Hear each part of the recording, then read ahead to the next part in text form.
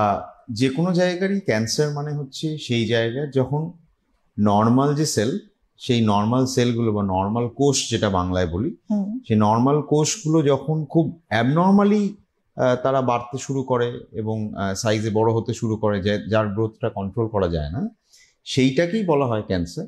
এবং যখন সেটা আমাদের গল ব্লাডারে হয় তখন সেটা আমরা গল ব্লাডার ক্যান্সার বলি। ইনফ্যাক্ট গল ব্লাডার ক্যান্সার হচ্ছে একটা গ্রুপ অফ ক্যান্সারের পার্ট, যেটাকে আমরা ডাক্তারিতে বলি বিলিয়ারি ট্র্যাক্ট ক্যান্সার। মানে যেই রুটটা দিয়ে আমাদের লিভার থেকে বাইল, যেটা পিত্তি বল, সেই বাইল প্রোডাকশন হয়ে তারপর একটা চ্যানেলের মধ্যে দিয়ে গল ব্লাডারে আসে, গল ব্লাডারে সেটা স্টোরড হয়, তারপর যখন ডাইজেশনের দরকার পড়ে তখন আবার গল ব্লাডার থেকে বাইলটা গিয়ে আমাদের যে ইন্টেস্টাইনে যায়। এই যে পুরো চ্যানেলটা, যেই চ্যানেলটা দিয়ে বাইল যাতায়াত করে, এই পুরো জায়গাটার নাম হচ্ছে বিলিয়ারি ট্র্যাক্ট। আচ্ছা, তো গল ব্লাডার হচ্ছে বিলিয়ারি ট্র্যাক্টের একটা ইম্পর্টেন্ট পার্ট।